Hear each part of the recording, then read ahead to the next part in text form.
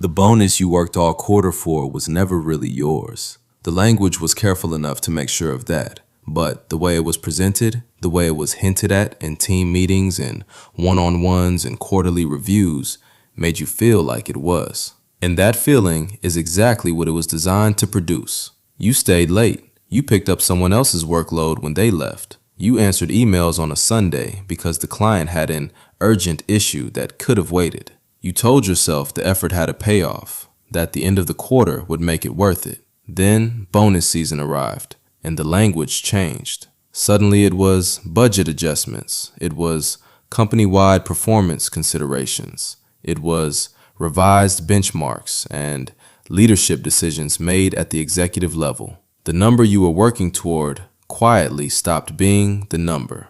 The confusion you felt in that moment was not entitlement. It was the natural response of someone who played by implied rules that were never actually rules. The system allowed the terms to change after the work was finished, and no one told you that was part of the arrangement. Here's the thing most people never examine clearly. A bonus is not just a reward for good work. It is a management tool that allows a company to purchase extraordinary effort today using money that may or may not exist tomorrow. Unlike a salary increase, which permanently raises the cost of employing someone, a bonus is a one-time event the company can scale, shrink, or erase depending on circumstances the employee rarely controls. And what this creates inside people is a cycle that most workers recognize but never name. It has 6 stages, and everyone who has been through a corporate bonus system has lived through every one of them. It starts with hope.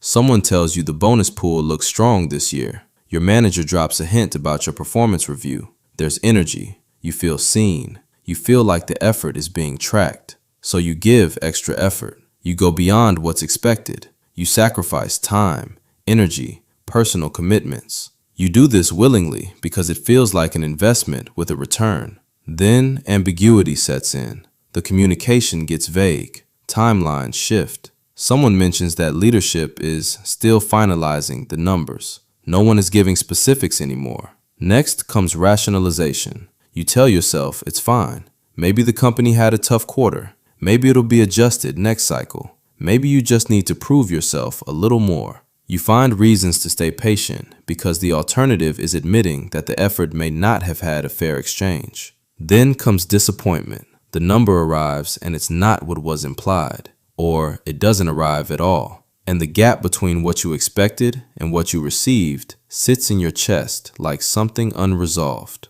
And finally, distrust. Not anger necessarily, something quieter, a recalibration. The next time someone mentions a bonus, you hear the words differently. You don't lean in quite as far. You protect yourself a little more. Something shifted, and it's not going to shift back easily. This cycle is not a character flaw. Psychologists have studied it for decades. People work harder when they believe effort leads to a result.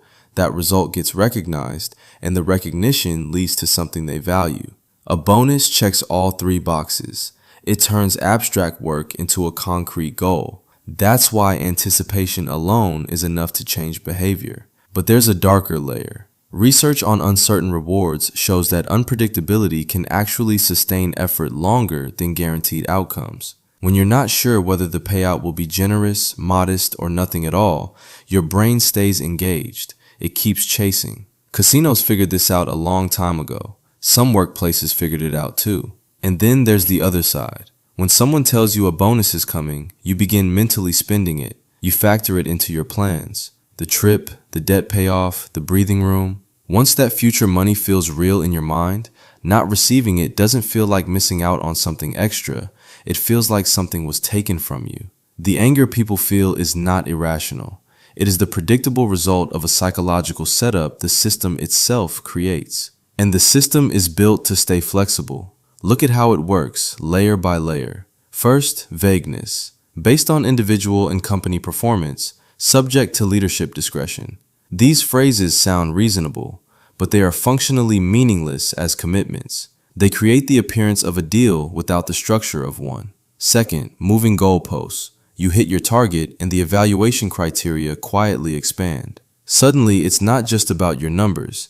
It's about cross-functional collaboration or alignment with strategic priorities or some other standard that didn't exist when you started sprinting. Third, shared risk. Team-based bonuses dilute individual effort. You carried your weight, but the team missed a target and now your payout shrinks. The message is subtle but clear. Your contribution matters, but not as much as the average. Fourth, delayed payout. Bonuses often come well after the work that earned them, and in many companies, if you leave before the payout date, you forfeit everything. That's not an administrative detail, it's a retention mechanism.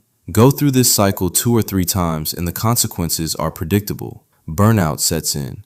Not the dramatic kind, the quiet kind. The person who used to volunteer for projects stops raising their hand. The person who used to reply in minutes starts replying in hours. The person who used to stay late walks out at 5 on the dot and doesn't look back. They're still showing up, but something behind the effort is gone. Not because they're lazy, but because they learned that exceeding the requirement doesn't produce a reliable result. Trust erodes. The gap between what was suggested and what was delivered breaks the psychological contract between employee and employer. And once that contract is broken, words alone cannot rebuild it. Some people start quietly looking for other jobs. Others stay but mentally check out. They become the people management later calls disengaged, never recognizing that the disengagement was produced by the system itself.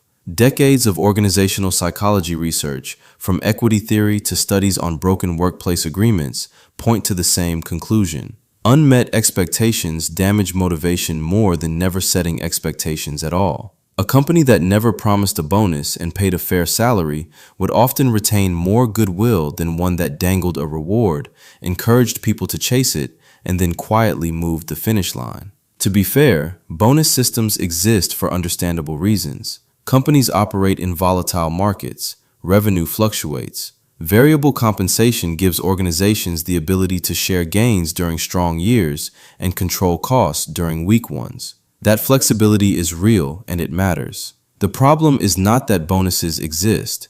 The problem is what happens in the gap between what is encouraged and what is delivered. When companies actively build expectation around rewards they know are uncertain, when they use the language of promise while preserving total discretion, that gap becomes a tool, and the people inside it pay the cost. So the next time you hear the word bonus, ask yourself what is actually being offered. Is there a number, a written commitment, clear conditions, or is it a feeling, an implication, a suggestion that something good might happen if you just push a little harder? If the reward is always undefined, always conditional, always 1/4 away, then it isn't compensation. It's management by hope. And hope without structure isn't a plan, it's a leash.